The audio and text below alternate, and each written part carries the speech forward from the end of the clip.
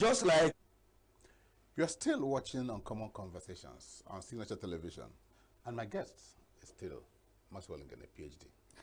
Doc, before we went on a short break, I asked you, many Nigerians are of the opinion that the president's speech fell short of, but it did not even below meet, expectation, it did not even meet an iota minimal standards. of the protesters' demand. So you are speaking to, you can continue to speak to that. Well, you see, for somebody like Wole Soyinka, that some people had described as one who is driven by ethnic cleavages, to have come out because he's a well-respected scholar to say that, hey, this is not really what we expected. And a lot of people, including myself, it means that something was wrong. I had expected the president to be more reconciliatory, more honest in the way he was going. Even more specific to more issues. specific to issues. I had expected him to address the issue of bigotry. I've expected him to address the issue of fuel subsidy. I had expected him to. No, he did address that. He didn't address it. He said that they're not removing it. That's an address. Well. That doesn't meet your expectation. When you are addressing, when there's a crisis, you are an expert in conflict resolution. You know that when there's a crisis, there's a need for dialogue. There's a need for negotiation. There's also a need for compromise. He called for dialogue. He called for dialogue. He's saying that's why some people are of the opinion that his speech was more of a manipulative thing, that there are these elements of deception in it. As a communication expert, we expect him to come with better communication. Because when some message sent is not message received, communication has not taken place. Yeah, that's why a group of analysts from the Nigerian Institute of Public Relations, they took a swipe on the president and they said his media managers failed. I don't want to say it. If I say it, it will mean that I'm saying that he should engage both of us, who are media experts. No, that's not the issue. The issue is it speaks to power. And that's correct. The media managers failed. Yes. Because the speech is not what we had expected. Because if you're making a speech for the president, you must think about the target audience description. Who are this message meant for? What is the expectation of the people? If you tell us such a message predictably around those demands of the people, then you've done justice to it. But when you begin to talk about opposition, because part of the problem had been that Tinubu, when he was in opposition, was somebody who believed in the power of protest.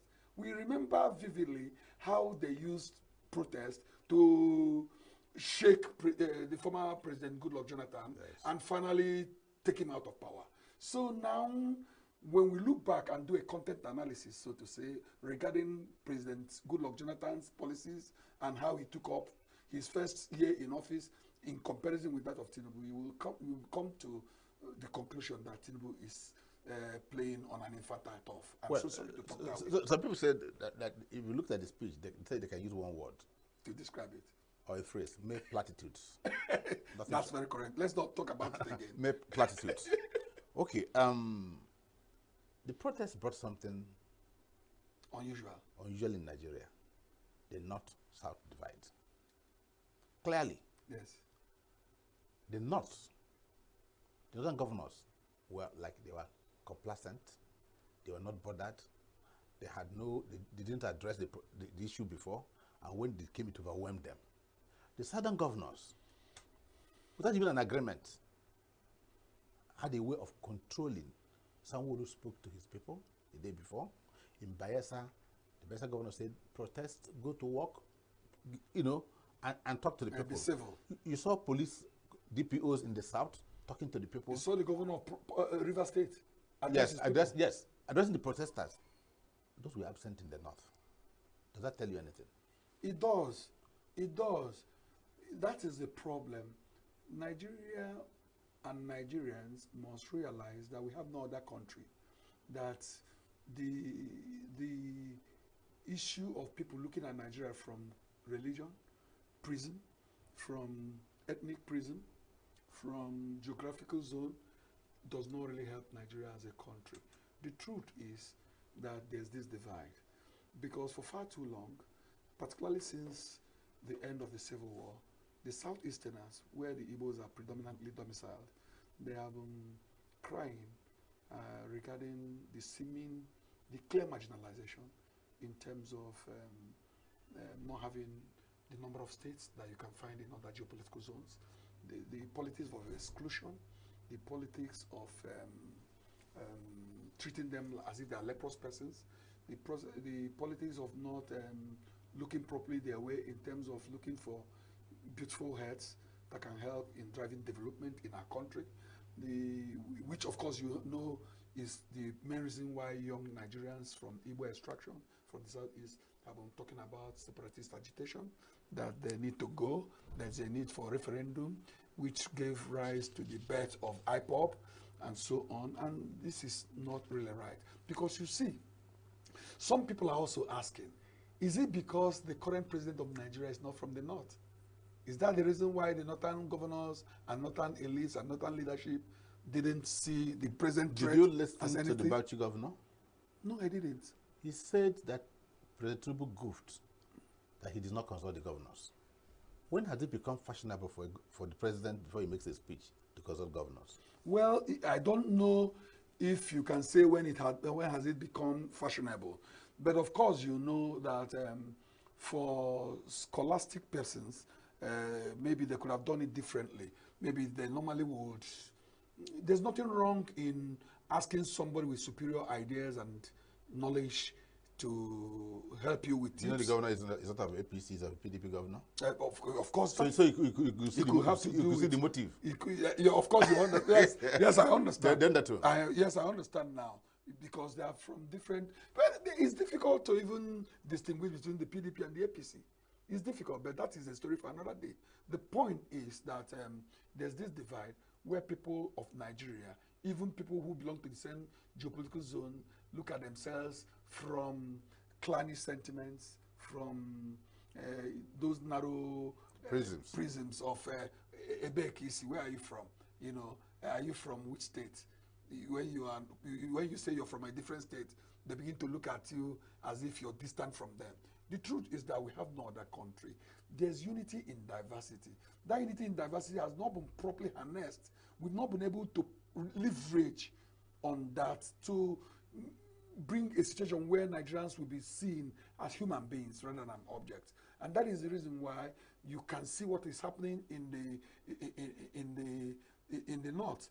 There are some people who are in the social media saying, Dr. Maxwell, can this happen in the East? Can this happen in the East? Because when there are protests, the soldiers you're seeing on the streets are hardly Igbos. They are Northerners, people who, on mere provocation, can maim or take life. Okay, let me take you to an unspoken aspect of this protest. When you manage conflict and the dramatic personnel appear before you, sometimes you look beyond them and look for the shadow parties. The shadow parties. The shadow parties, are you now talking about stakeholders? People behind the scene, fueling the conflict. Okay. So many people are thinking that there are some shadow parties, that the real people who you see talking about this protest may not really be. Yes. The people who are engineering it. Yes. What do you think? That could be true. That could be true. You know, most times, there was a big man, I don't want to call his name now. He told me in a very close conversation in the past that the EndSARS was a failure. I said, why? He said it was a failure now. That was what we expected. That wasn't what we expected. I said to him, well, because people like you who have deep pockets didn't believe in the protest, didn't use your resources to fund or support the protesters, you know, through the media. You know, in Nigeria, people pay for the media. Yeah. You know, commercialization of news. What was his response? His response is that, well, I don't know how he felt, but he was feeling strongly about his position. But I was very strong about my own position as a communication expert because I know exactly what public opinion was saying at the time. So that is exactly why some people could say it is their turn to be this and that. They don't believe, they don't understand that in a democracy, public opinion is the king. What is the thinking of the people?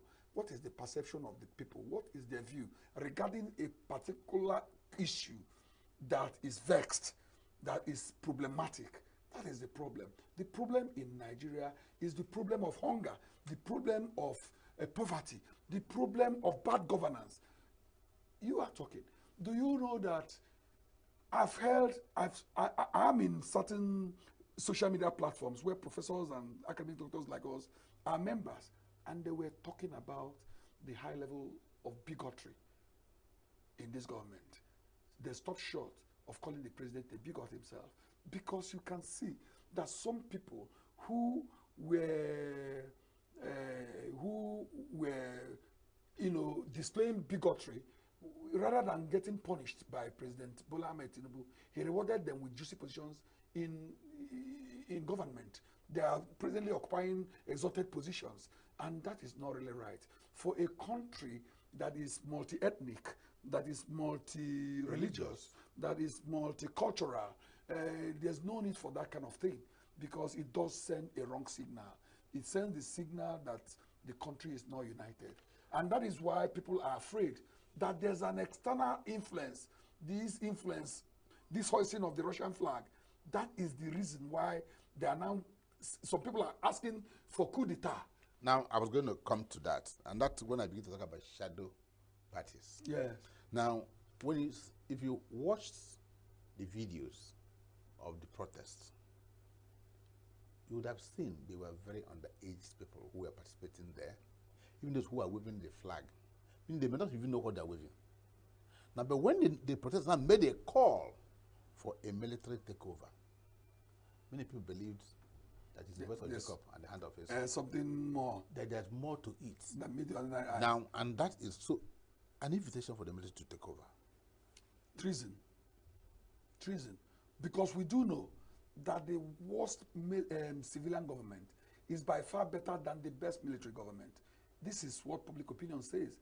It is widely believed that when you say a democratic government is bad, you can never attempt a comparison between such government and that of the military. We've witnessed a lot of military governments in Nigeria to know that we don't need them.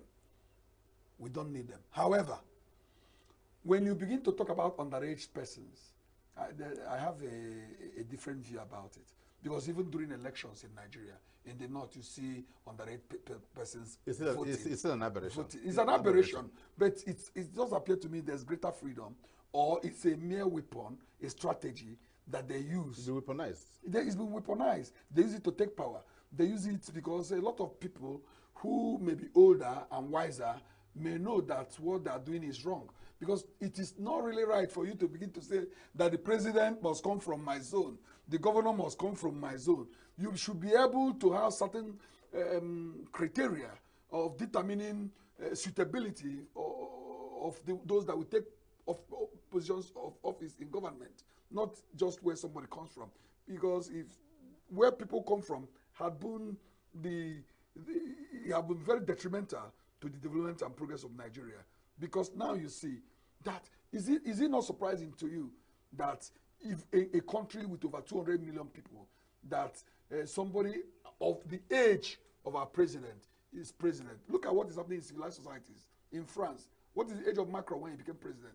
Look at everything, even though you can say also that in America, this. But age had become an impediment. That is why Biden had now said he's not going to run. And there's a much younger person, which appeared to have invigorated the political machine of the Democratic Party in America, for instance. So there's a lot that is going wrong in our country. There's a need for reorientation. There's a need for a lot of people to know that united we stand, that there's no need for this unnecessary marginalization. A situation where, before our very eyes, we were told that they are zoning to power, where certain ethnic groups have taken and others that are supposed to have taken have not taken. That is part of the problem. Because when I was growing up in secondary school, I was taught in primary school that the Igbos of the Southeast is a major ethnic group in Nigeria. But when I look at it now, when I begin to analyze it, it does appear to me that through deliberate disruption, that some people are trying to make the Igbos appear minority. And that is exactly what it is. If you also remember that the number of states a particular zone has is also the indices that is used to allocate resources. Well, like you keep saying, that's still a story for another day. But let me quickly take you to what looks like a threat to national security. The protests began. It appeared some people are hiding under the protest. And making certain demands. And one demand, and instigating. And one demand is by quote and unquote faceless group. But nobody's faceless again in Nigeria because with technology you can always fish out. Yes. Have called that the Igbo should leave Lagos. Should leave Lagos. If that's not a threat to national security, I don't know what it is. But they are hiding under the banner of this protest to make that call. And that's why we said, what is the synergy between protests, democracy, and national security? So specifically, this call has been made. It's gone viral. The governor of Lagos State had come out openly to say, look, that's not who we are. Even President Tinubu in his address speech made a scathing comment about it. Saying that the laws. But let me tell you, my people say, there's no smoke without fire. Certain things may be a warning signal, a warning shot that something in the offing is likely to come. Holistically, how do you look at this? When we begin to get that kind of narrative, it shows that Nigeria is on the precipice. It shows that we are not where we are supposed to be as a people. I begin to wonder how our founding fathers will be feeling wherever they are when they see the state of our nation the way it is. It is sad, but something is very, very instructive and very heartwarming. The position or the statement of the president regarding that issue, President Bola Ahmed Tinubu, whether it's cosmetic, whether he was being sincere, we want to say, give him kudos where he should get kudos. That was very good. That was well expected. Also, I want to thank the president, the governor of Lagos State, for dissociating himself, for saying that, oh, the threat, the Igbo must exit Lagos. We are not part of it, though. It's not who we are. It is wrong, and we are not supporting it.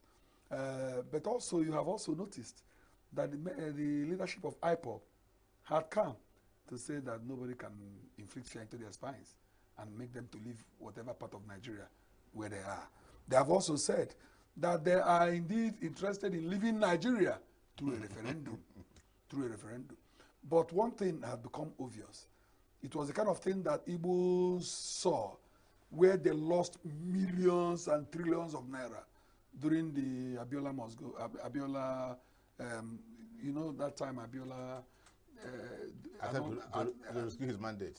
Yes, was asking that his mandate must be renewed, and Igbos were made to flee Lagos and losing their properties and losing their money, etc., because of the crisis of that era. It's not right, but those making this call are not faceless. They are known. Because in Nigeria, we've seen the leadership using different measurements for the same construct. When people from a particular group that are seen as nobodies, that are seen as if they are not part of the country, that's talking about the politics of exclusion, and they are treated differently. But when it comes to people from a particular geopolitical zone, you can see that even in the north, some young boys and some big citizens were dancing with the military people, with police officers, even on the vehicle, on armored car, and so on, which were in ENUGU area. There was as if there was a dialogue.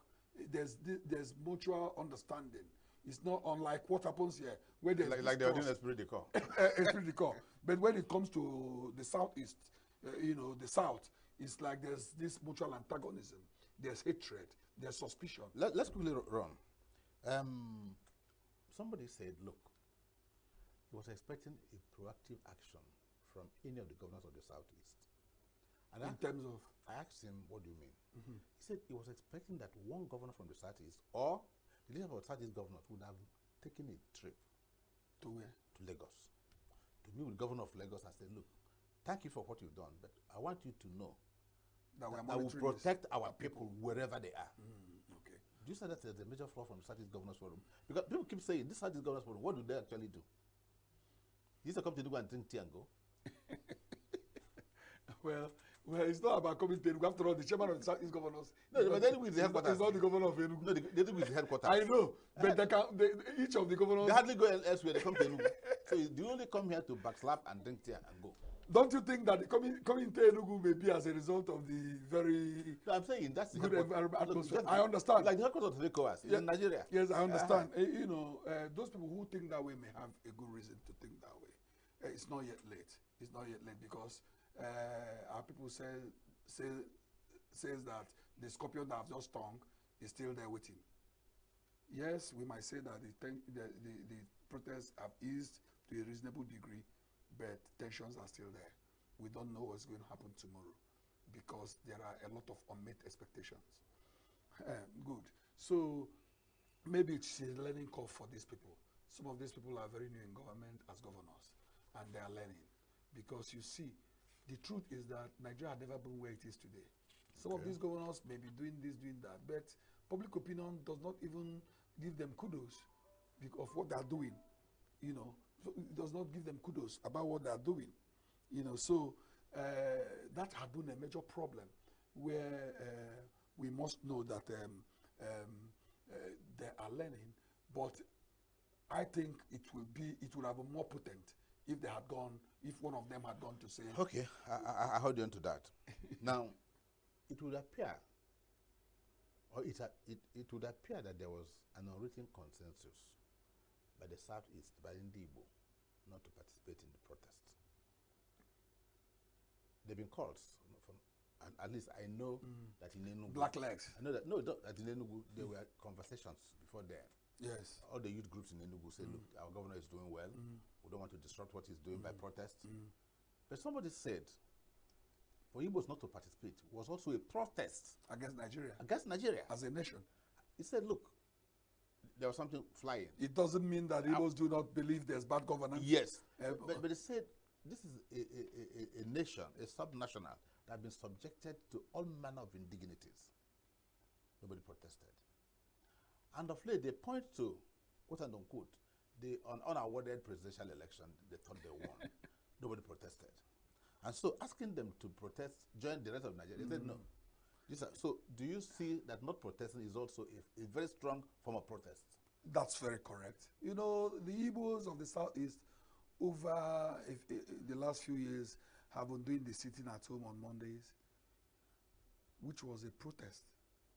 But it's a different type of protest. You know, it's a protest showing that they are frustrated about the state of Nigeria, the future of Nigeria, where Nigeria was heading to, was unclear to them. They don't understand it. And that was what gave rise to the emergence of the ENUGU. Okay, yeah. You know, talking about Nnamdi Kanu. Nnamdi Kanu can be seen today as Nostradamus, the man who saw tomorrow. It doesn't matter the way people see, but if you go back to play some of his tapes, you can see that most predictions, most things he said, he foresaw, he looked into the crystal ball and saw what was going to happen. And we must give it to him. How he was able to know is yet, I was expecting the governing government to do things differently that could now make him to look as if he was lying. But they've not been able. Everything he said is coming to pass. So the protests, the non-protest is a protest. I agree entirely with Dr. Ono, who said that it is not really that the Igbos are not part of the protest, or they're not complying, or they're not participating in this protest. Doesn't mean that they're against the protest, but it's a way of telling Nigeria as a country that we are not happy about the state of things, and that you have treated us differently, treated us in a manner that doesn't make us to think that we are part of you, that doesn't help to bring to fruition the no victor, no vanquished mantra from a former president of Nigeria, a former head of state, talking about Yakubu Gowon, who said so shortly after the end of the Civil War. So the way things are done, where in the Southeast we have only 5 states, whereas in some places there are 7 states. And now this afternoon I was even hearing about the need to bring more states from Edo, Kwara, and so for a new state. I don't know if they call it Edo state or whatever. These things are not really right.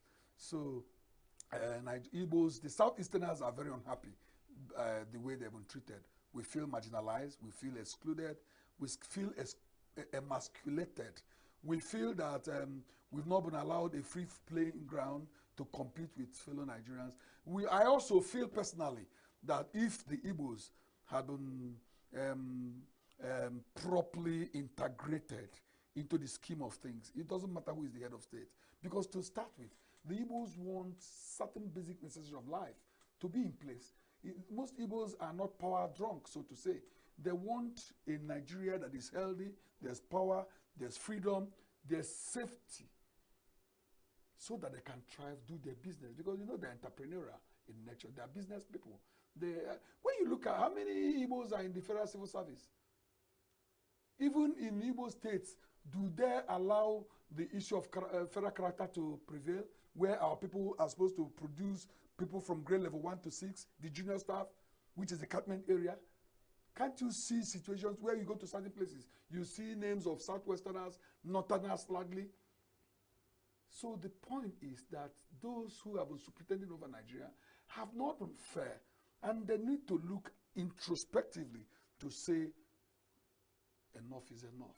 If we want a Nigeria that is going to be egalitarian, if we need a Nigeria that will be indissoluble, if we need a Nigeria that is going to be truly united, we need to begin this conversation of treating ourselves as members of the same entity, members of the same country, where there must be dialogue, sincere communication, where we must know that injury to one person, irrespective of the person's place of genealogy, is injury to all Nigerians. Okay, I think I'm asking my last question.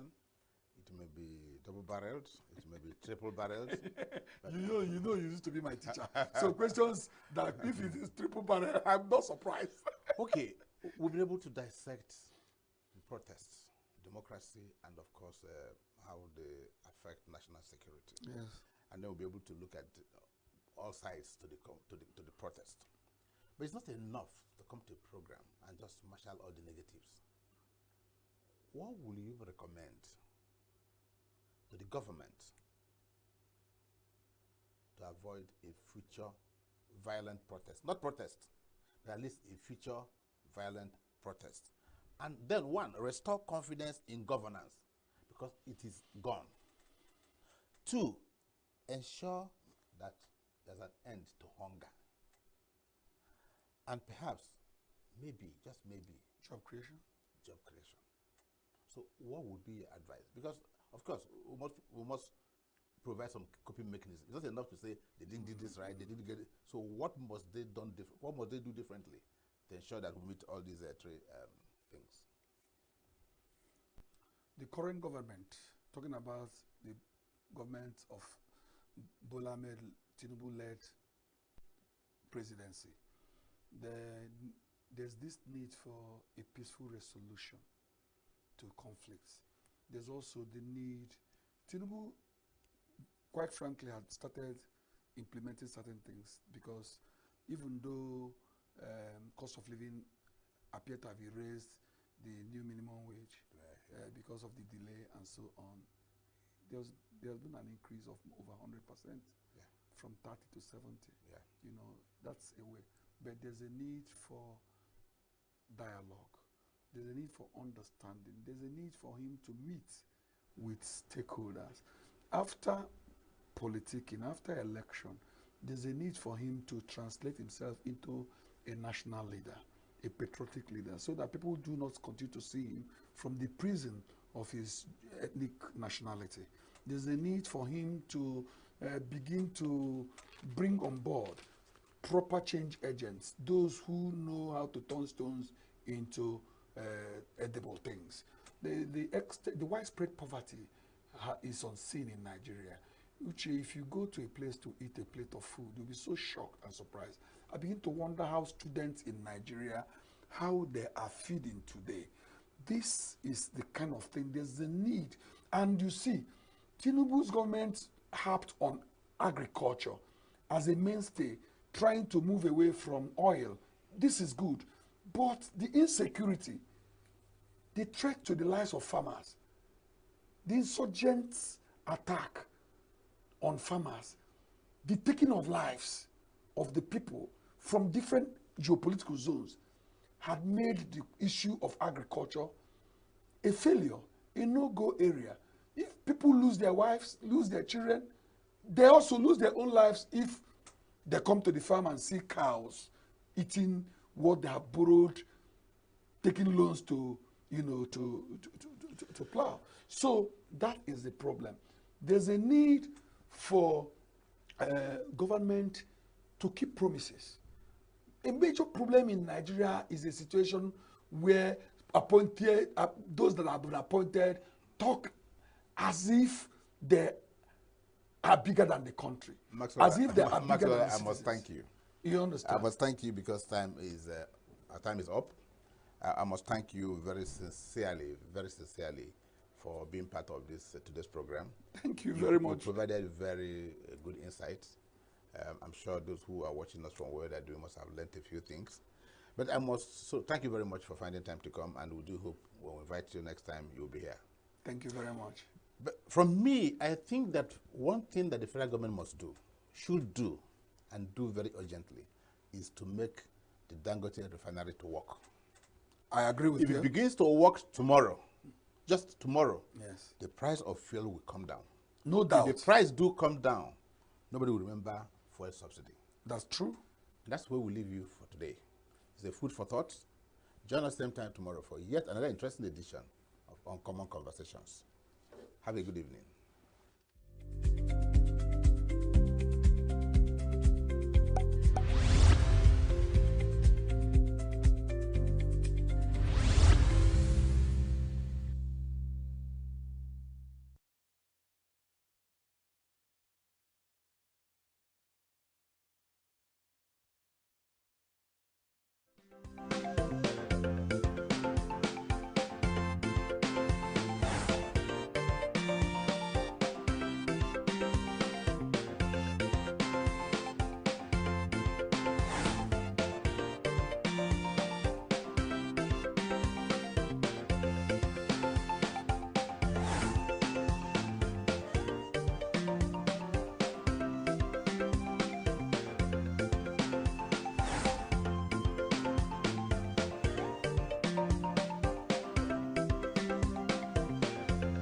Is desirable. However, if there's any time there's any change, we should be aware. Should be the head of this prestata, the head of this agency. It should be further than that. What we should be looking at is changing our orientation, a meaningful way of thinking in a positive way. If there's any change in any office like the CBN, the agenda should be how do you make if we must fight corruption and very seriously, apart from looking at the wages being paid to them, which is meager, which if you look at the per capita income of Nigeria, is nothing to write home about, which is meager. And everybody does whatever he or she wants to do in order to keep body and souls together. That has created a leeway for corruption. Just like we talk about the remuneration of judicial officers, for instance. A judicial officer is not being well remunerated. That's the same judicial officer that is being called upon to decide issues involving trillions of dollars, millions of dollars, millions of pounds sterling, and his salary is not even up to $1,000. And then you are saying that such a judge, if not well trained in character, learning and comportment, and one who abhors corruption, certainly will give a corrupt judgment in favor of the highest bidder. And so, going back to the civil servant, I agree their remuneration should be upped. But when you up the remunerations of public officers, we should also see that you don't recruit 5 persons to do a job that 1 person can do. And then in another advanced country where we copy this civil service of a thing from, you don't use your hour for work for private conversation, or for truancy, or for moving from one place to the other, selling your Coke, mineral, and your money to people in the offices. But in Nigerian offices today, you will see that civil servants they move from office to office, even in their offices, instead of paying detailed attention to documents and other things, in the interest of Nigerian people, they have more interest in their businesses than the work. So we must look at the remuneration, must look at the people we are recruiting into public offices, because in those days, civil servants were not politicians. They were political. But we now began to talk about so many things in Nigeria called freedom. We then have authorities that even as a civil servant, you can belong to a political party.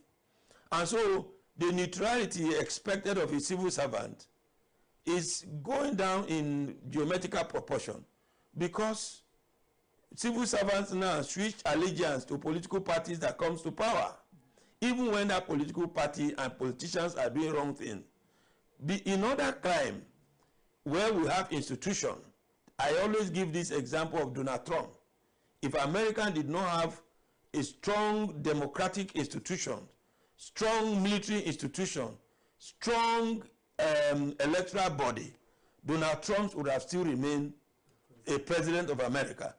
Will the situation in United States of America ever happen in Nigeria, where the Independent Electoral Commission will look at the face of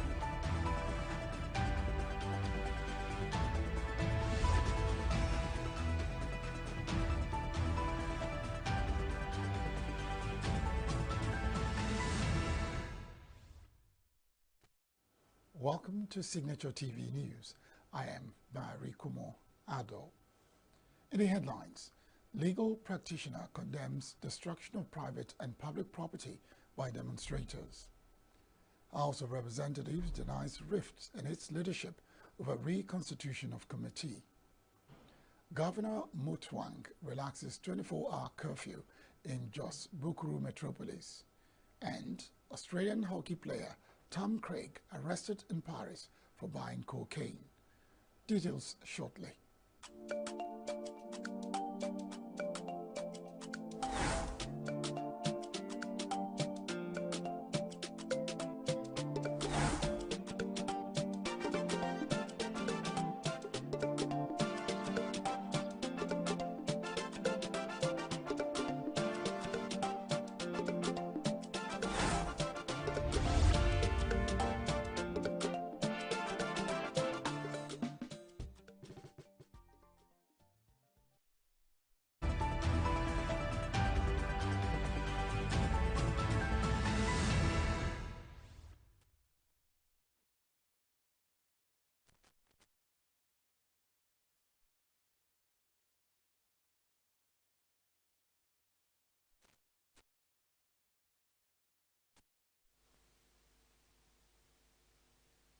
Kumo Ado.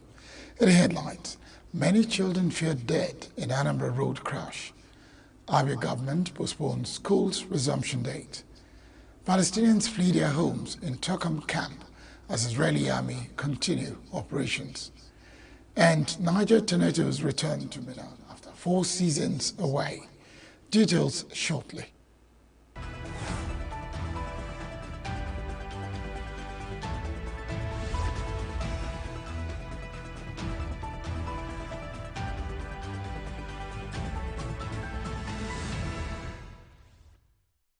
Many children were feared to have lost their lives in a road crash at Oyago Market, Abagana, in Njikoka local government area of Anambra State. Survivors were left with broken limbs and bruises in an accident involving a Sienna vehicle belonging to a transport company of Anambra State, Trackers. When Signature TV News got to the scene, the injured, who are mainly lads, were said to have been taken to different hospitals for medical examination and treatment. According to sources at the scene of the accident, the Sienna vehicle lost control and rammed into the roadside traders, taking a big toll on the juveniles, helping out their parents to sell their wares. The scene was still littered with spilled baskets of tomatoes and other food condiments as the vehicle smashed them along before ending up in a gutter nearby. In a telephone interview, the President General of Abagana Community, Engineer Ben Okongo, confirmed the incident, revealing that no fewer than 3 persons died in a crash, including an underage child, while some other persons sustained some degrees of injuries. However, when contacted, the spokesperson of Federal Road Safety Corps FRSC Anambra State Command, Margaret Onabe, said she was not aware of the incident before the call, promised to make further inquiries on the matter. Abia State government has postponed the resumption date for both public and private schools in the state for the 2024-2025 academic session. Commissioner for Information, Mr. OK Kanu, will disclose this while briefing journalists on the outcome of Executive Council meeting in Umuahia, cited the Muslim holiday as a reason for the postponement. According to him, schools across the state will now resume on Wednesday, September 23, instead of Monday, September 16, originally scheduled. He also announced that the second batch of training for teachers will commence on September 11 and end on September 20. The exercise, according to him, will be held simultaneously at 3 centers, Aba, Umuahia, and Ohafia, adding that 1,800 teachers are being targeted. Commissioner said over 200 teachers were trained in the first batch, adding that it was part of the protocols for school resumption. Further announced that the state government had granted a 90-day moratorium to owners of landed property without registration in Aba to register them at the old rate.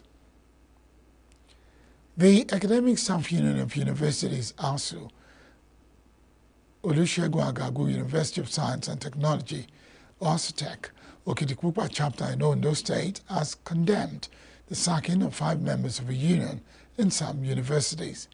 The ASU chairman, OSUTEC chapter, Dr. Rotumi Olorunsola, disclosed to journalists on Wednesday that some lecturers were illegally sacked by the governing councils of Lagos State University, LASU, Kogi State University, KSU, and Ebonyi State University, EBSU. Olorunsola said that the actions of these institutions were not only a violation of the due process required for the termination of academic staff, but also an assault on the autonomy of the academic profession. Edan said that it was unacceptable that lecturers who were dedicated to knowledge pursuit, research, and nation building should be treated with disdain by their institutions. He added that the unjust dismissals of lecturers were a clear attempt to undermine academic freedom and silence the voices of those who are working tirelessly to uphold the high standards of education in Nigeria. According to him, the governing councils acted in direct contravention of established labor laws, university status, and the principles of natural justice. He said that ASU would stand united in the fight for justice and resolute in defending the rights and dignity of all academic staff in the country. Non-governmental organization NGO Yusuf John Siberu Foundation on Wednesday stressed the urgent need to address the growing problem of drug abuse among young people in the country.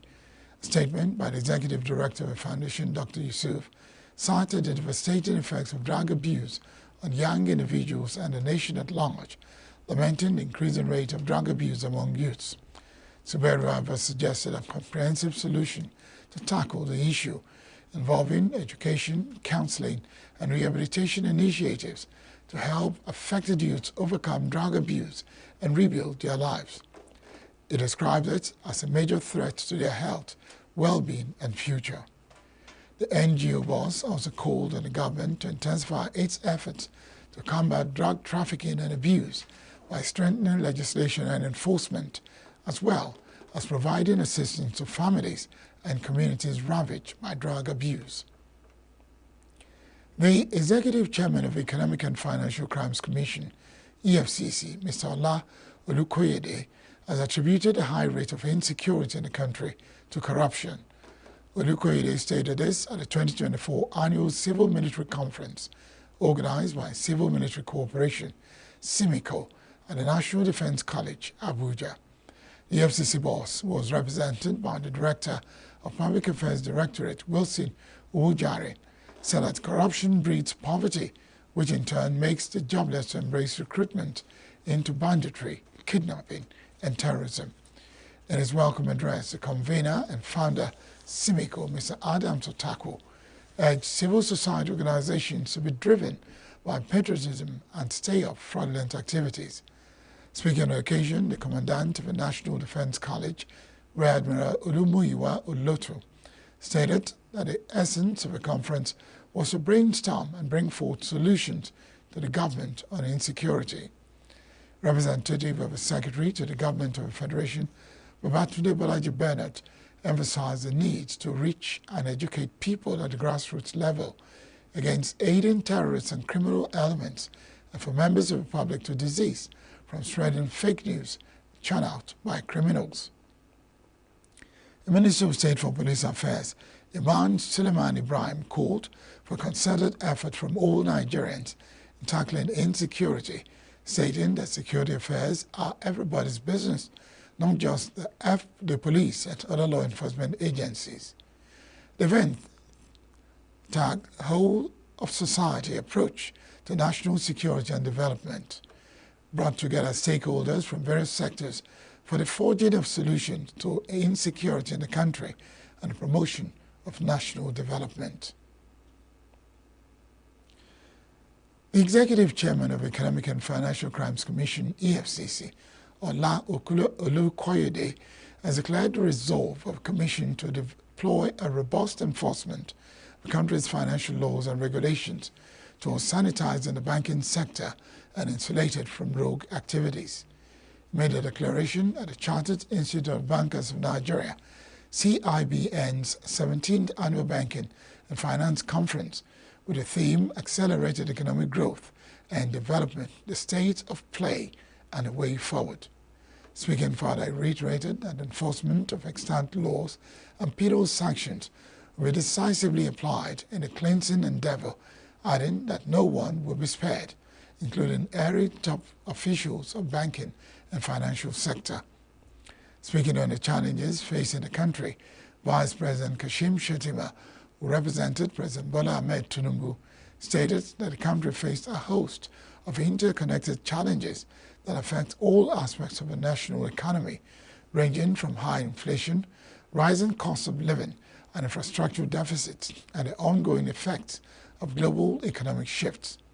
According to the President, the theme of the event will enable the government to evaluate where they stand as a nation, understand the root causes of economic challenges, and explore actionable strategies to accelerate growth and development, sustainable and inclusive. The way forward, he said, required collaboration across all sectors, government, private industries, and the civil society. The President asked the private sector on innovativeness and strategic investment in key growth areas of the economy as the government accelerates capacity building. In his opening remarks, President of CIBN, Professor Pius Adarewaju, pointed to the Institute's increasing global influence with the participation of several African countries in its yearly conference geared towards the evolution of actionable outcomes. In his keynote address, Tony Elumelu, chairman of Hares Holdings, acknowledged that 2024 has been a tough year for the country, marked by inflation and a trade imbalance, and called for long-term solutions rather than quick fixes. The senator representing Anambra Central Senatorial District, Victor Ume, says the National Assembly was working hand in glove with the executive arm of government to ensure that the challenges faced by Nigeria are given prompt attention and resolved immediately. Ume said that this while contributing on Signature Morning Show, a flagship program on Signature TV. Been rising up to the occasion from time to time. Insecurity, we have held a number of sessions with security chiefs, inviting them to appear before the Senate, either in a joint closed-door session or through oversight functions. When killings were on the rise in Nigeria, the first place to hear the voices of anguish has always been the Senate. And when we do this work, we go into finding ways to support the armed forces to be able to do their work effectively.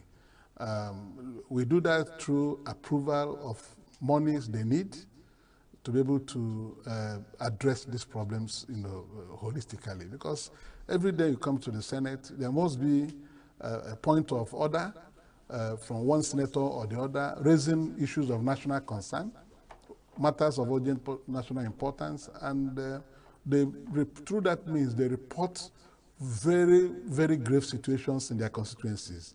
The way people have been killed, the way people have been displaced, the way people have been maimed.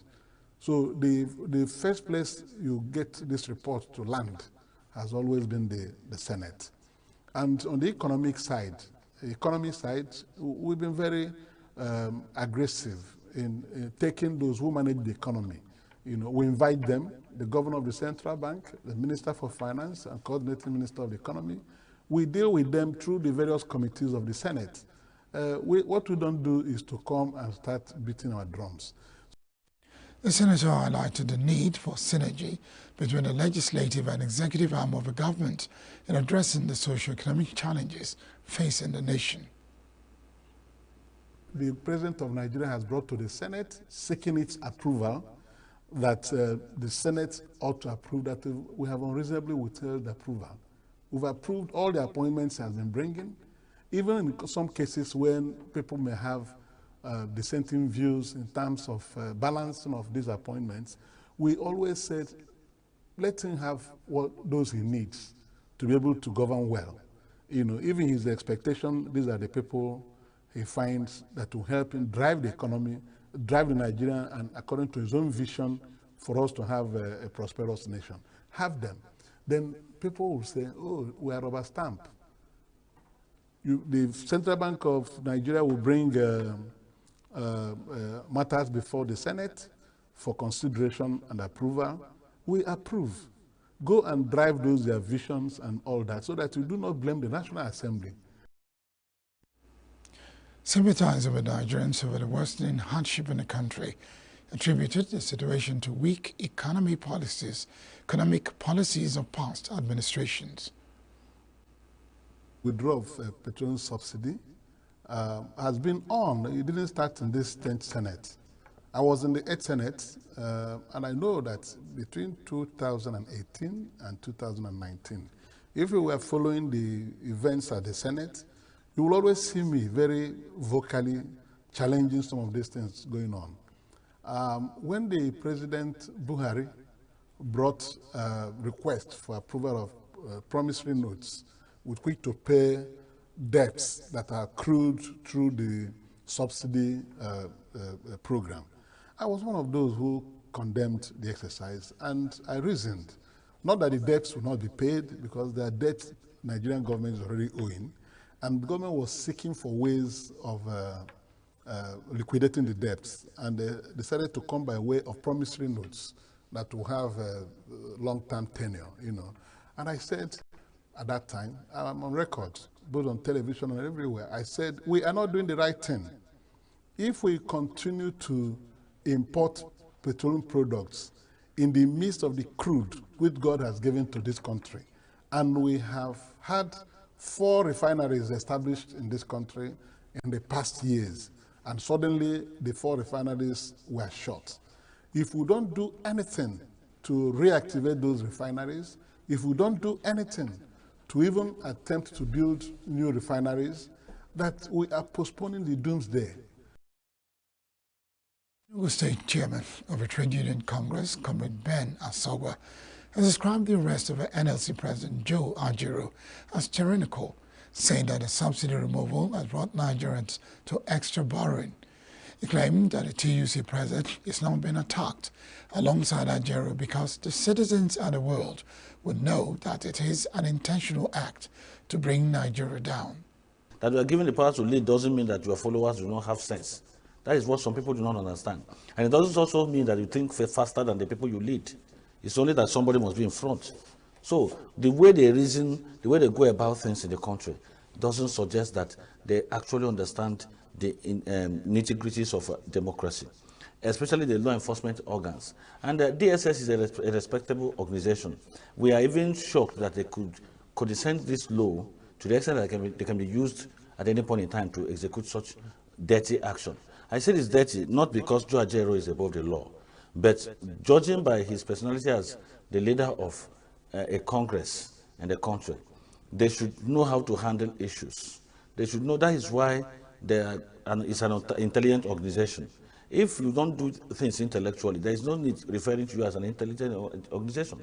So if they are saying that they invited Joe Ajaero and he didn't honor the invitation, they said they called him, then you take necessary actions.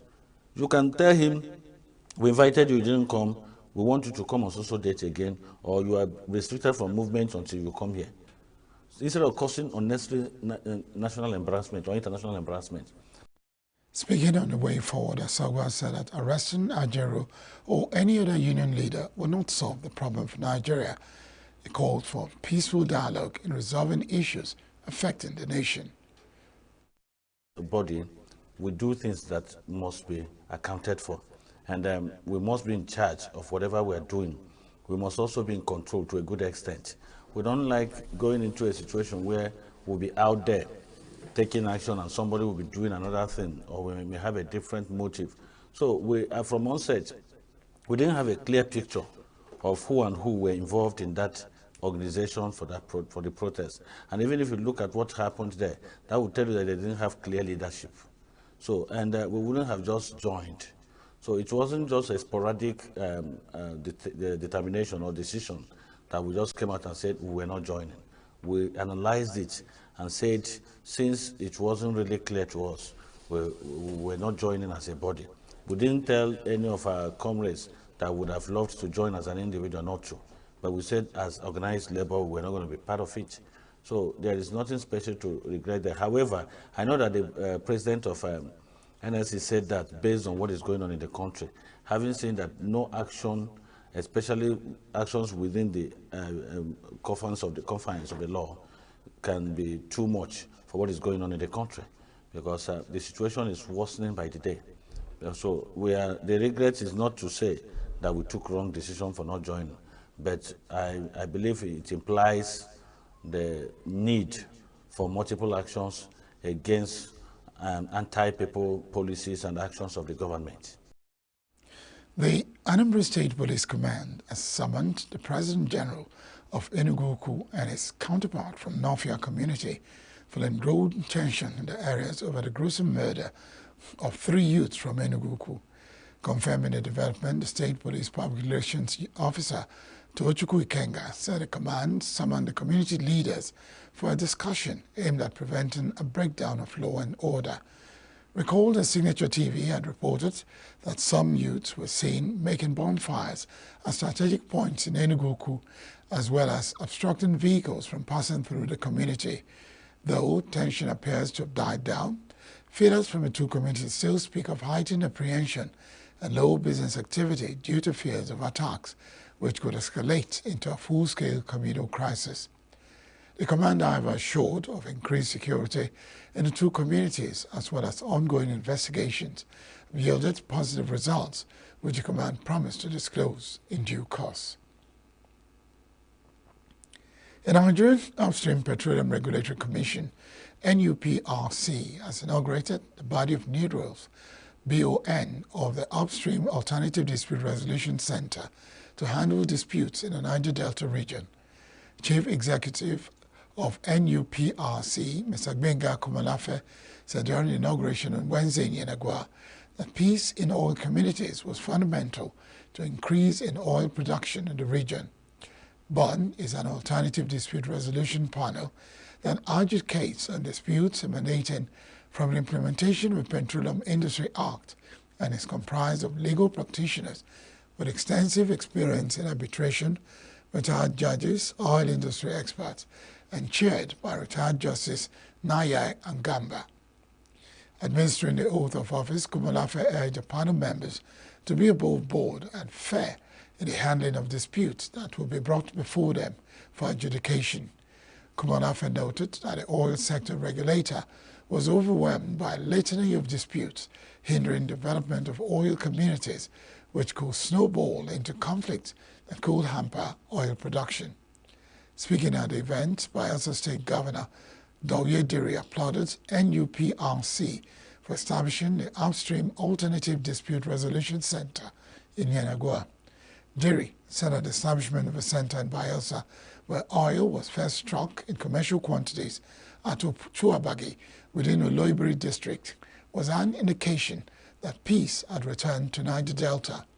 He renewed a call for oil firms to relocate their headquarters to the operational base in the Niger Delta region, noting that exclusion of states and local governments from the PIA was a recipe for crisis, and called for its review to give roles to the two tiers of government. The Edo State Police Command has assured the public of adequate security measures towards a successful September 21 governorship election in the state. In a statement by the command's public relations officer, SP Moses Yamo, says the command had engaged sister security agencies, civil society organizations, youth groups, and political stakeholders to ensure a peaceful atmosphere on Election Day. This made an appeal to political parties and their supporters to shun violence, as the command had commands a mop-up of arms from non-state actors across the state.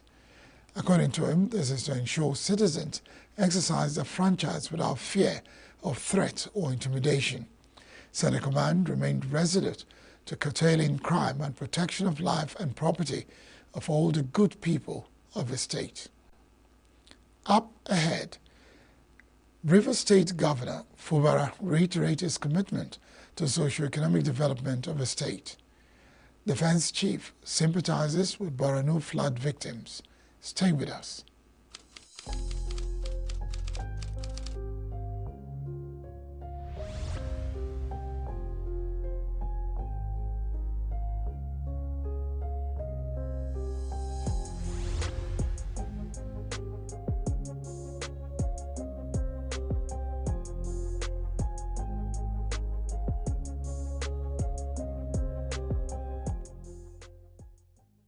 The Speaker of the House of Representatives, Abbas Tajuddin, has expressed the readiness of the 10th House to collaborate with the United Nations towards addressing the security challenges and the inherent socio-economic impact in Nigeria.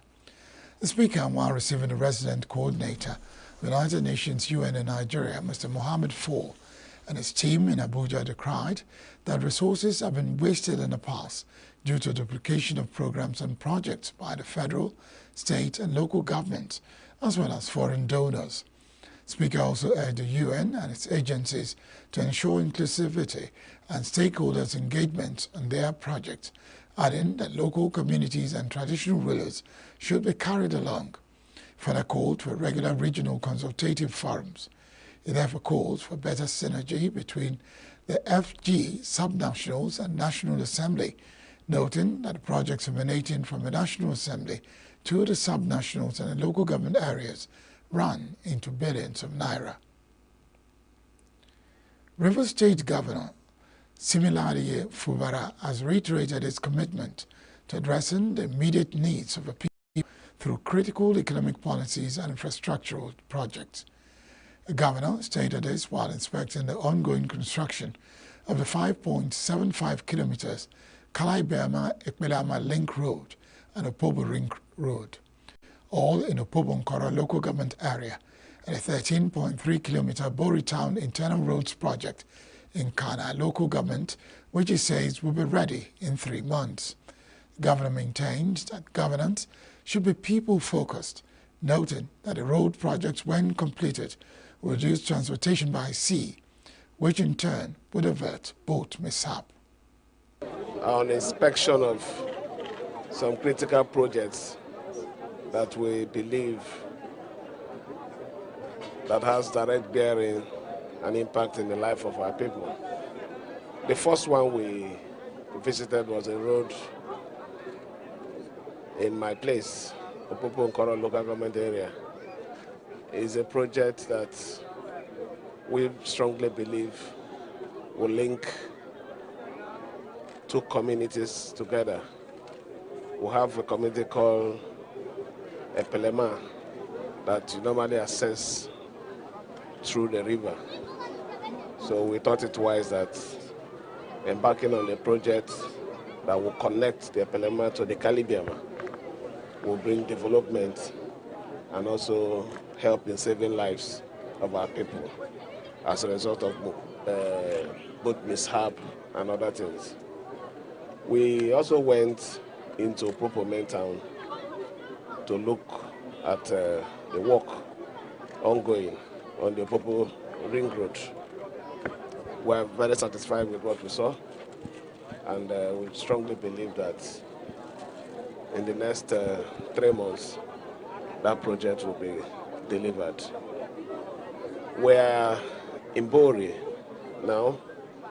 We've been here before, if you remembered, when this project was somehow stalled. We spoke to the contractor and gave him a marching order. And after then, he came back to site. We're here to see what is going on, and I strongly believe that he has really done as we expected. The Bori Internal Road is a cluster of roads, not connected to one, but about 13.3 kilometer road, scattered around different streets. The essence of this road is for the Ogoni people here and the strangers that are living here to have easy accessibility and also feel the impact of government. It's an old city, and part of our agenda is to rebuild and ensure our people that those original cities that are being planned by our forefathers, the planners and the founders of River State, that will bring those ideology back. So the major reason of ensuring that this project is completed is because we want to make sure that we bring back Bori to its city's position. I just want to assure the good people of Bori and the Ogoni people that this project will be completed in a couple of months, and we'll be here to commission it. You know, like I said when I started, we have chosen to do those things that will touch the life of our people directly. And I can assure you that this road is one project that they've been yearning for. And you can see the excitement in the faces of our people here. I can assure them that we're not going to limit development on only the road. We have the hospital that we're working on, and we also intend to bring in at least other businesses that will create employment in Ogoni land. No fewer than 32,341 candidates have applied to fill the 206 health sector vacancies advertised by the Cross River government. This is contained in a document obtained by the newsmen in Calabar on Thursday. According to the document, as at September 2nd, deadline for submission of application, a total of 49 doctors had applied to fill the 31 available spaces. The document further showed that although vacancies were not advertised for medical laboratory scientists, a total of 776 candidates applied for employment in that category. Reports affirm that the state government also received job applications from other health sector fields where vacancies were not advertised. To record that Dr. Henry Ayuk, Commissioner for Health, in August, announced that Governor Bassio Swoden has trained 30 KB focal persons on health through behavioral change interventions. Speaking at a two-day workshop organized by Swoden in collaboration with the State Ministry of Women Affairs, delivering our speech at the event in Birinin Kebbi on Wednesday, Mrs. Esther Hindi, the program manager of the society, said that the aim of the training was to build the capacity of community-based women's rights and organizations. Hindi called on stakeholders, especially the state governments, ministries, departments, and agencies, to help sustain the mobilization and awareness to communities and thematic areas for equality, nutrition, and health in the state. Speaking on behalf of the participants, Dr. Nafisat Abubakar Zaki, Chief Executive Officer, CEO, Zaki's Gem Support Foundation, said a lot needed to be done to address maternal health in the state and the country as a whole. She therefore stressed the need for the stakeholders to put all hands on deck to achieve the set goals and objectives. NAN reports that Sweden is a civil society organization that focuses on women, girls, and young people. It designs and provides innovative and quality health, education, and economic development, as well as social protection services to its target groups. Kano state government says it has put measures in place to stop the diversion of drugs and medical consumables in state-owned medical facilities across its 44 local government areas. The Director General, Kano State Drugs and Medical Consumable Supply Agency, Gali Sule, in a statement said the agency had serious challenges with some of its facilities where health workers divert commodities, particularly drugs and consumables. He warned perpetrators, whom he described as unpatriotic, to disease from such practices or be ready to face the consequences. According to him, the unpatriotic workers get the commodities at cheaper prices, but instead of allowing patients to buy at affordable rates, they direct them to premises outside for their gains. The DG said 855 facilities in primary, secondary, and tertiary healthcare access products from the agency. He added that the agency had trained and capitalized 56 additional facilities, making it 911 that access the agency's drugs and consumables. Lagos State Emergency Management Agency, LASEMA, has reported a fire outbreak at the Tamaga Plank Market, Ikorodu in Lagos State. Statement by the agency's head, Public Affairs Unit, Nosa Okumbo, Wednesday said it received distress calls and immediately activated its line squad from the Agbowa base. Upon arrival at the market at about 20 minutes past 4 in the morning on Wednesday, it was discovered that one of the shops was engulfed by fire. However, after a thorough investigation, the agency revealed that the fire originated from a power surge. LASEMA said the fire consumed the shop, resulting in partial loss of goods and property. It, however, added that no life was lost and no injuries were sustained during the incident. As of the time of filing the report, fire had been completely extinguished and dampened. The agency added that emergency responders had secured the entire area and occupants were enlightened in the proper use of electric appliances. The Arewa Consultative Forum, ACF, has extended its condolences to communities in northern Nigeria and other affected regions following the devastating floods caused by overflowing rivers, streams, and dams. In a statement issued in Kaduna by Professor Tanko Mohammed Baba, the ACF's National Publicity Secretary, Forum expressed deep concerns over the tragic loss of lives, destruction of property, and disruption of livelihoods across several communities.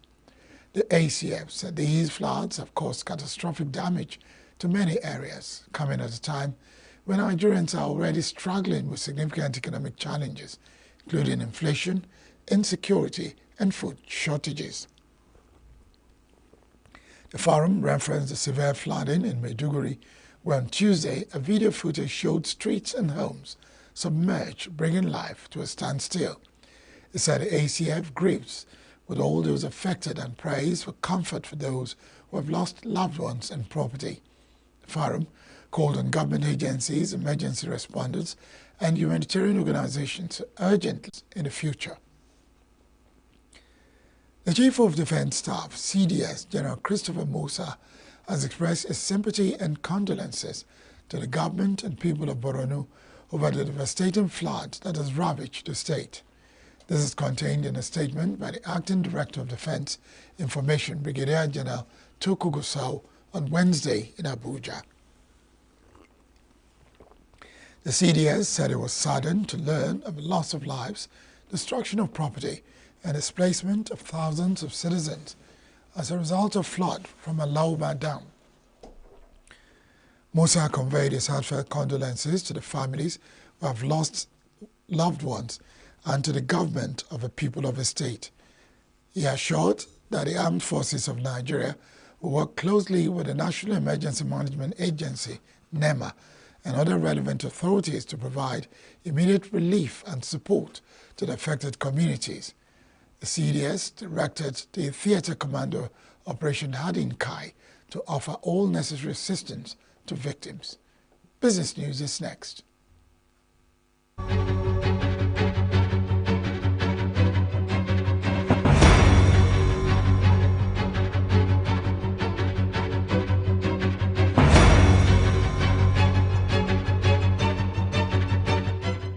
Nigeria Deposit Insurance Corporation, Central Bank of Nigeria, and other key financial institutions will address the impact of the current recapitalization on the real sector at the 2024 Finance Correspondents Association of Nigeria FICAN conference scheduled for September 28th to 29th. Themed Nigeria's journey towards a 1 trillion economy, the event will feature industry leaders including NDIC's MD Hassan Bello and UBA's CEO Oliver Aluwaba. Discussions will focus on the opportunities for fintechs and the role of recapitalization in economic growth, a key policy that banks must comply with by 2026. The Manufacturers Association of Nigeria, MAN, has raised concerns over the federal government's proposed ban on single-use plastics, which is scheduled to take effect in January 2024. MAN warned that this move could result in job losses, particularly in industries that heavily rely on the production, packaging, and sales of these plastics. The association called for investments in recycling infrastructure and highlighted the need for adequate preparation to mitigate the impact on small and medium-sized enterprises, SMEs. Chilarams PLC in Nigeria, a conglomerate known for its dairy products, reported a 3 billion naira loss for the financial year ending March 2024, primarily due to the devaluation of the naira. This sharp decline comes in contrast to the 4.9 billion naira profit recorded the previous year. The company attributed the loss to a net exchange loss of 2.7 billion naira, up from 121 million naira in the previous year. As the Central Bank of Nigeria raised interest rates to combat inflation and stabilize the naira, companies like Chilarams have struggled with rising operational costs and unfavorable exchange rates. Operations at Samsung Electronics plant in southern India were disrupted for the second consecutive day as hundreds of employees went on strike to demand higher wages. The strike occurring at the Kanchipuram factory in Tamil Nadu is an unusual instance of labor unrest for the South Korean tech giant. Union leader E. Muthukumar, speaking in front of hundreds of protesting workers outside the plant, called for the government intervention to find a permanent solution. The affected factory is one of 2 Samsung plants in India and contributes around 20% to 30% of the company's $12 billion annual revenue in the country. This disruption could have a great effect on production schedules, particularly for electronic products like televisions, refrigerators, and smartphones, which are assembled at the plant. Samsung, India's largest consumer electronics company, considers the South Asian nation a key growth market where it competes with companies like LG Electronics. The ongoing strike puts pressure on Samsung to quickly resolve the dispute, as prolonged disruptions could affect its market dominance. Apple has officially launched its iPhone 16, positioning the device as a major leap in AI technology. The new model, equipped with the A18 chip, is up to 30% faster than its predecessor and designed from the ground up for AI-enhanced features. Apple CEO Tim Cook said that the iPhone 16 will transform the way users interact with their devices, offering smarter capabilities and improved camera control through side-mounted functions. The iPhone 16 starts at $799, while the iPhone 16 Plus is priced at $899. Just hours after Apple unveiled its iPhone 16, Huawei launched its $2,800 three-fold smartphone, the Mate X, in China. Featuring a unique three-way folding mechanism, the phone has already acquired 3.6 million pre-orders. This move further cements Huawei's dominance in the Chinese market and represents a challenge to Apple's presence in the region. The Mate X is priced between 19,999 to 23,999 yuan, depending on storage capacity. Nigeria's ongoing foreign exchange crisis is putting multi-million-dollar data center investments at risk. Operators are struggling to secure funding for these infrastructure-heavy projects as the naira's instability discourages foreign investment. Local banks have been reluctant to finance long-term data center projects, leaving operators with limited options to expand their operations. Industry experts warn that this could severely hinder Nigeria's potential as a hub for digital services, especially as demand for reliable data storage solutions continues to rise. At the end of the trading session on Tuesday, September 10th on the Nigerian Stock Exchange, over 400 million shares were traded in 12,240 deals, corresponding to a market value of 11.42 billion naira. Compared to the previous trading day on Monday, September 9th, there was a 48% decline in trading volume and a 22% drop in turnover, and an 18% increase in the number of deals. The market capitalization now stands at 55.6 trillion naira. A total of 117 listed equities participated in the trading, with 31 gainers and 19 losers. Sky Shelter Fund led the gainers with a 9.98% increase, closing at 163 naira 15 kobo per share. RT Briscoe followed with a 9.93% gain.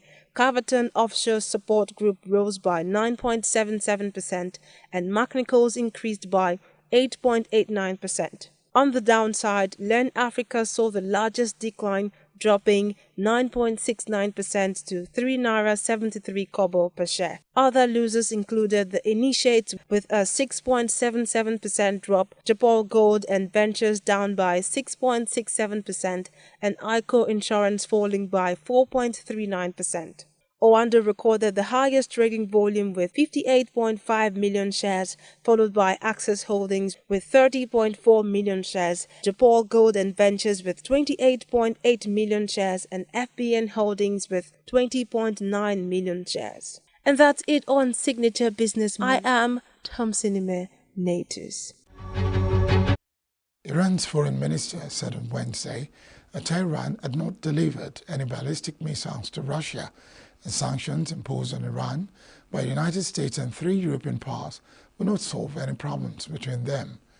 Minister Abbas Araqi said in a post on X, saying once again, US and E3 act on faulty intelligence and flawed logic, and Iran has not delivered ballistic missiles to Russia, said sanctions are not a solution but part of a problem. The E3 comprises Britain, Germany and France. U.S. Secretary of State Antony Blinken said on Tuesday that Russia had received ballistic missiles from Iran and was likely to use them in Ukraine within weeks. Cooperation between Moscow and Tehran threatened wider European security, he said. United States, Germany, Britain and France on Tuesday imposed new sanctions on Iran, including measures against its national airline, Iran Air. Kremlin on Wednesday dismissed reports that Iran had shipped missiles to Russia, saying claims about various arms transfers were baseless. Some Palestinians left their homes and took shelter in a mosque in Tukam on Wednesday as an Israeli military operation continues in the West Bank. Israeli forces have been conducting a series of operations in the northern West Bank for the past 2 weeks, with extended raids in Tubas, Jenin and Tukam. All 3 cities have a heavy presence of armed factions, including Hamas, Islamic Jihad, and Fatah. Palestinian resident of Tukam refugee camp, Kaz Amba, said that Israeli army forced him and his family to leave their house after they destroyed it. Family took shelter inside Omar Ben Al-Khattab Mosque in the city of Tukam. Streets and infrastructure in all 3 cities have suffered extensive damage as Israeli forces have dug up roads and targeted militant bases. Heavy clashes between Israeli forces and Palestinian fighters have been reported.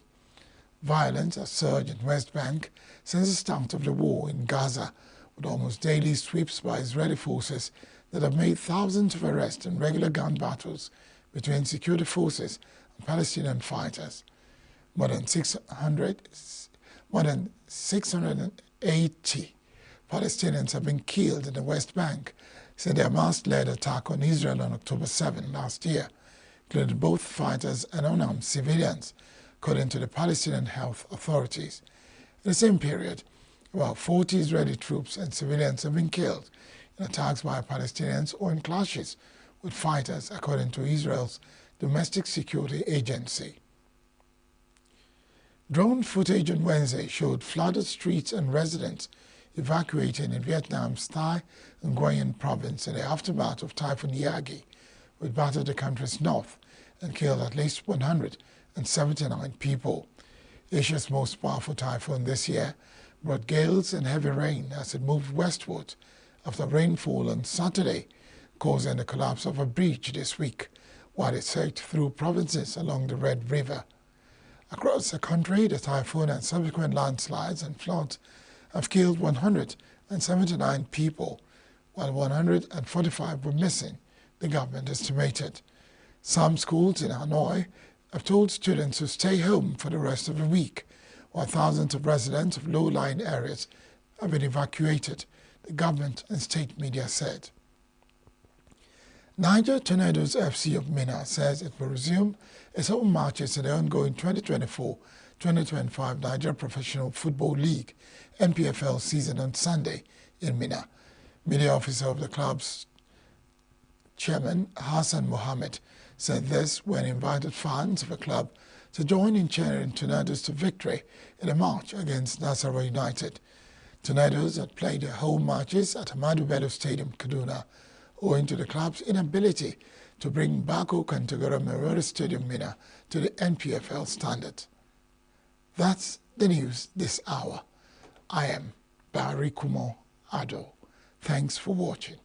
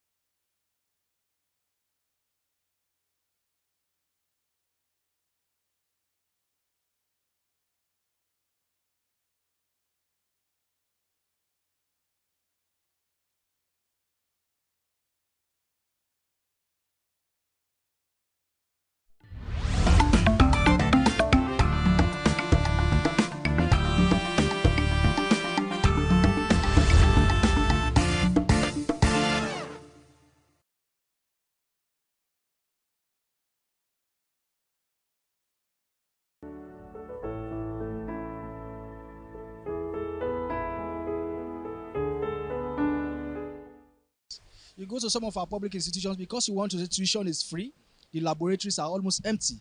So when you pay money, just like an investor, when you pay, you ask for value. When you see buses in the nation's capital, buses are designed to take 50 passengers. Sometimes you have over 110, 120. That's because they are highly subsidized and free. For me, subsidy, yes, but free, highly no. It shouldn't be free. And this is the only way to be honest, because we're preaching about sustainability.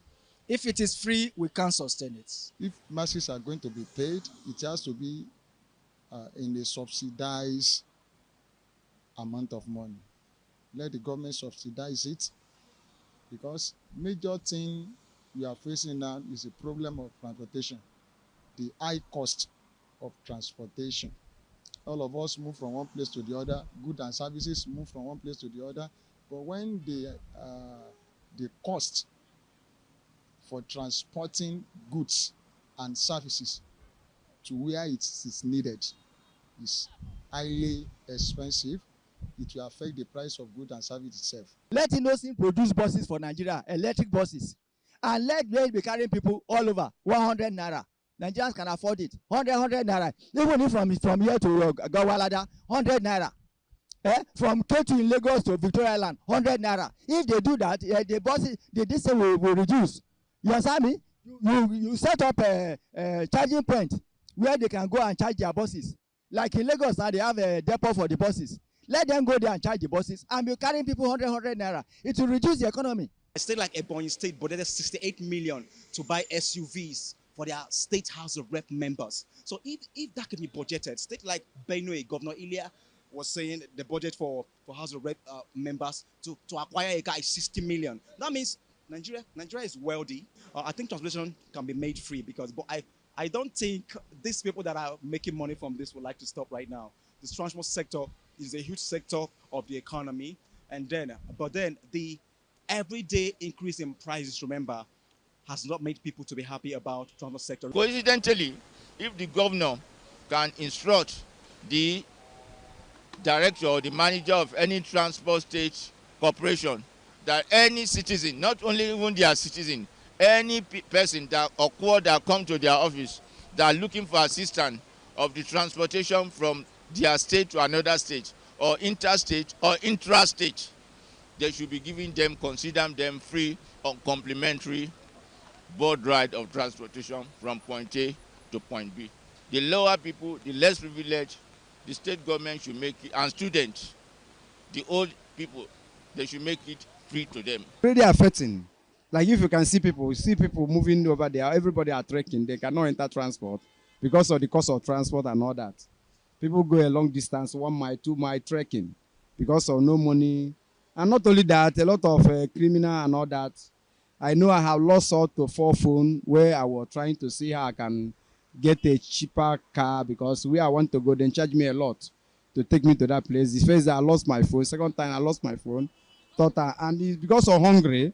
That is why those boys increase in robbery. Abuja is not working very effectively. You know.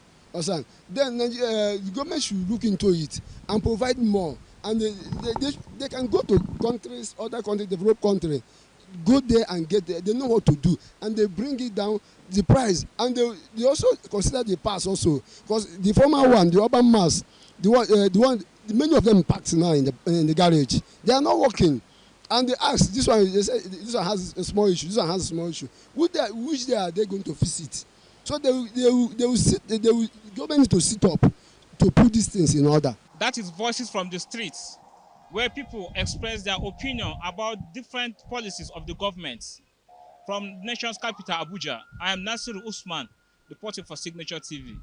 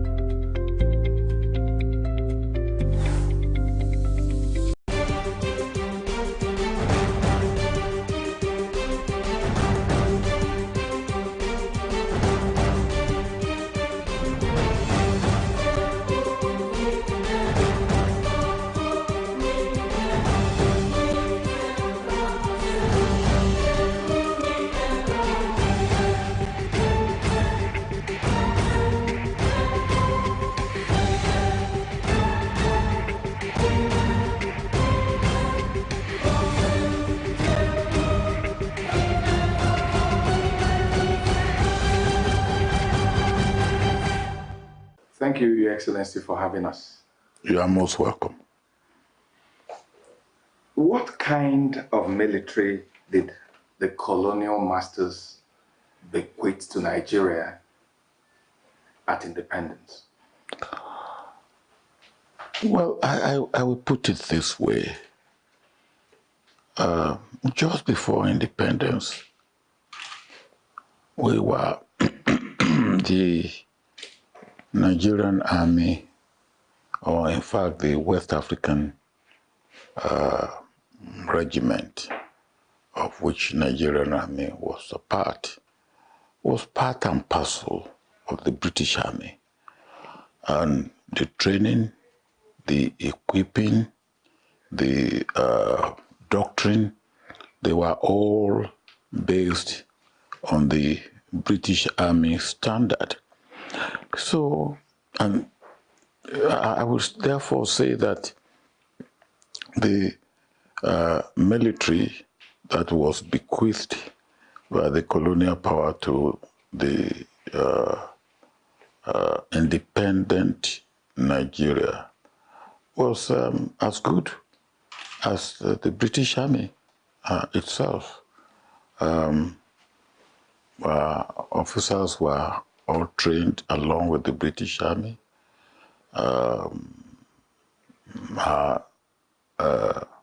Warrant officers, the non-commissioned officers were trained by the British warrant officers and non-commissioned officers. Our institutions were based on the British Army standard. So, and in fact, most of the officers in the process of building up the Nigerian officer corps to the level in quality and quantity to be able to take over. Most of the officers were the British Army officers. So the army that was bequeathed to independent Nigeria was a solid army of the British Army standard. You were a young officer. I was. At that time? Yes. Did you have in your dictionary at that time, he was from the north, he was from the east, he was from the south? Or was it one united Nigeria army? It was one united Nigerian army where esprit de corps was really very much present. For instance, most of we don't differentiate. My own best friend in the army was Chukwuma Ezeoku, who we lived together, we grew together, we did everything together. And I never saw Chukwuma as anything other than my brother. And he addressed me as such. In fact, when he wrote me a letter, he wrote Esigbo or Obam, my brother in Igbo. And that was what how we saw ourselves, how we worked, and if I had any problem or I'm going somewhere, and I leave my family in, to be looked after without looking back to another officer. No, there wasn't, as the taken over by the Nigerian government at independence, there wasn't, well, this is from the north, or this is from the south, or this is from the east, or this is from the west. What would you say created the environment for the first military intervention in 1966? I think I will say two things mainly. There was political interference in the military, and I will also say there was not adequate understanding of what was going on by some of the military officers.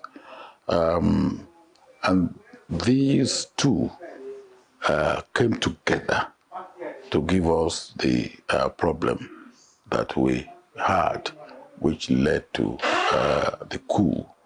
Let me explain. For instance, after the coup and after the Civil War, and I came back and I became elected president many years after. I set up a panel to look into reconciliation and what happened and what. And for instance, one of the members of the panel was Elizabeth Palm, the wife of one of the officers who was killed during the first coup. And I remember Elizabeth Palm asking Bengbule, who of course was one of those who participated in the first coup, and said, "Look, I just want to know what happened, or what was the offense of my husband." And Bengbule said, "Oh yes, your husband was one of those that got bribed by the political leaders, and it was the bribery that he used in building a house." And of course, it was true that James Palm built a house, but James Palm took loan from the bank to build that house. And the following day, Elizabeth Palm produced the document, the records of the loan from the bank, and how the money was paid back over a period of more than 10 years to the bank. And of course, Bengbule said, "Well, we didn't know that," and he apologized. And Elizabeth Palm said, "Well, I am happy to know that, well, my husband, well, died innocently, but I'm happy also that the air was cleared." Now, as I said, the lack of full understanding by the military, particularly the young officers, or if you like, a bit of naivety on their part. And then, of course, there was there was political interference, particularly within the first 5 years of our independence. The military standard and order and discipline that we used to have in the pre-independence days started to be eroded by political interference. Well, the coup came in 1966. But before that coup came, we had started seeing things like political upheavals, disagreements among the political class, killings and insurrection in pockets of the country. Was that also why the military intervened? It was part of it. Well, as I said, there was the political interference in the army. There was also the political interference within the civil society. As you rightly pointed out, there was the census. I think that was in 1963. It was one remote cause of what happened in 1966. Then there was election in 1964. Again, it was not absolutely well handled. It also led part of the remote cause of the coup of 1960. Influenced, should I put it that way, influenced what came up into the coup of 1966. One recurring reason that the military always held on to each time we had a coup in 1966 and the subsequent coups in including 83, including the other coups are held on to was corruption. But on hindsight, a lot of development scholars are of the opinion today that the military encouraged more corruption rather than prevent it. Do you subscribe? No, I will not. I will not accept that. I will put it this way: that from even in the colonial days, Nigeria was not absolutely devoid of corruption, and I'm talking of corruption in its widest form. In 1958, I was traveling between Lagos and Abeokuta, and the policeman on duty took 3 pence bribe. That was corruption, but 3 pence. And I shouted, and the people in the lorry said to me, "Look, you just hold us up here. So get out of the lorry if you don't want to go on." And the policeman, the driver, when I shouted, he said, "Look, don't shout. Oh, it's the money the man asked me to use in buying chicken for him. And since I didn't get chicken, I give him his money back." He put the money on the tire. No, it's not the money for chicken and all that. Now, but of course, that was what I would call petty corruption. That's also always been there, the customs and the police and all that. But what became very manifest is what we call grand corruption. Corruption at the high level of officials in government, and that too came in as a result of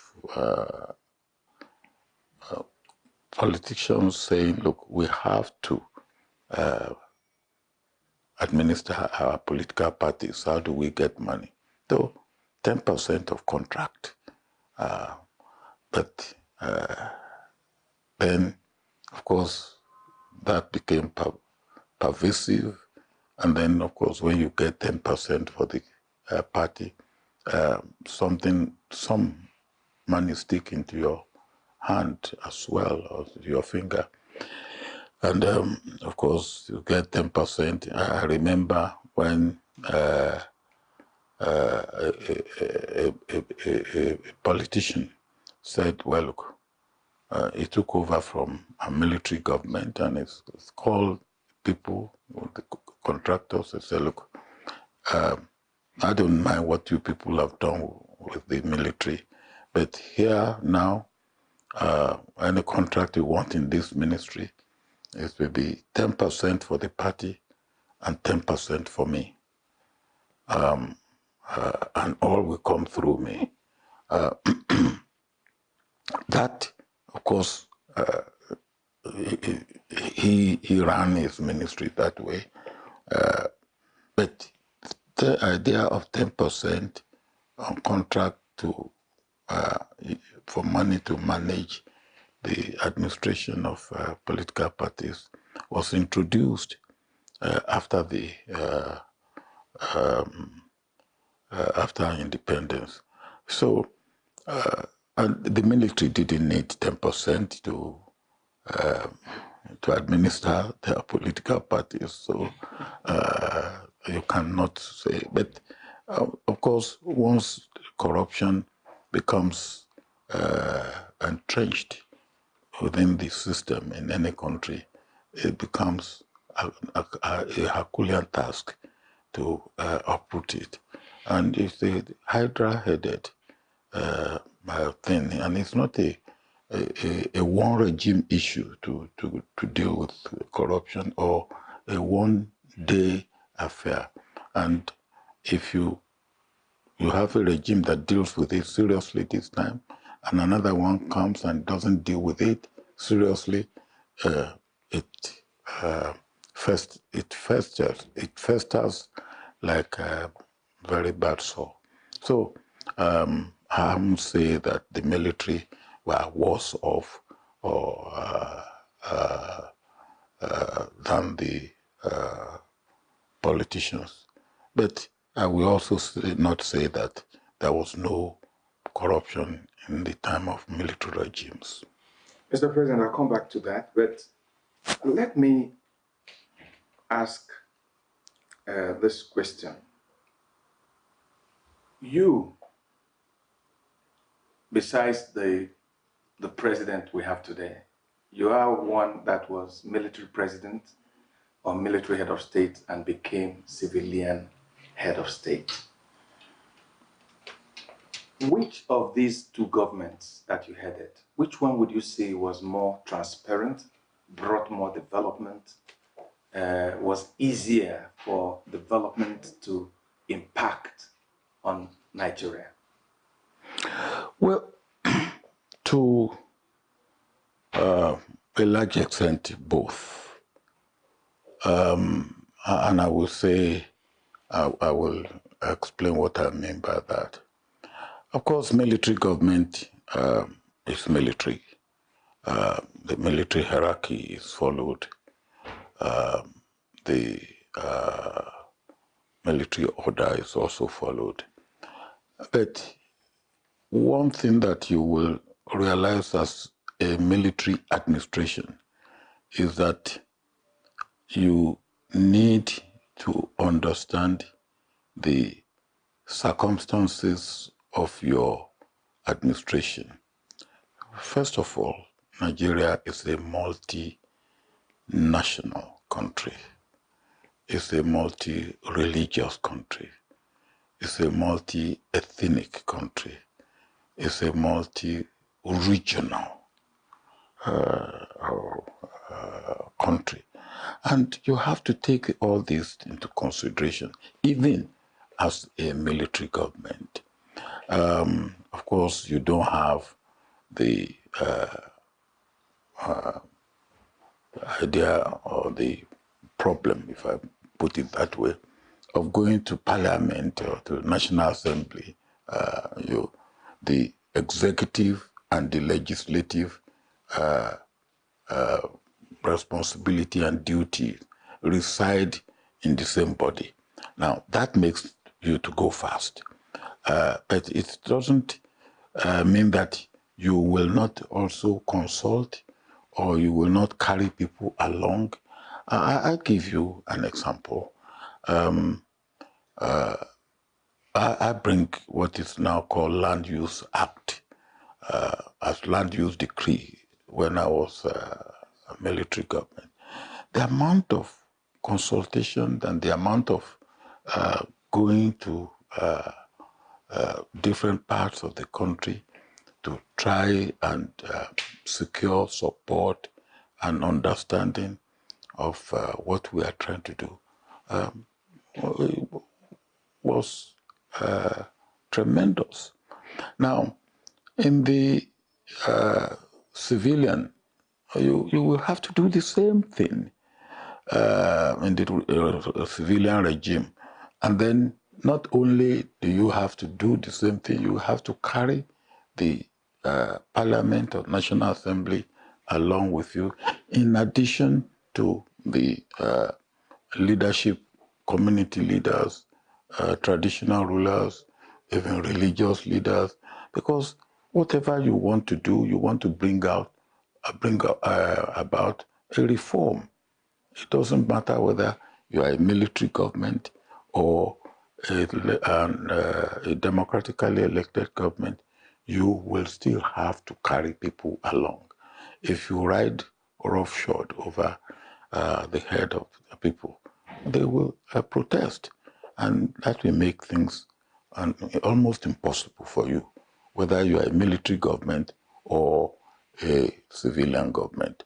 And if you still ask me for the type of society we have, you still have to consult, you have to carry communities along, you have to carry people along. I would say, yes, the fact that you don't have a parliament, or you don't have a National Assembly, or you don't have an opposition set, it makes things a little bit easier. But does it really make you not to have to do what you have to do to carry people along? No, you still have to do what you have to do. You know why I asked that particular question is that some experts in governance talk about some legacies that has remained with us even years after the military.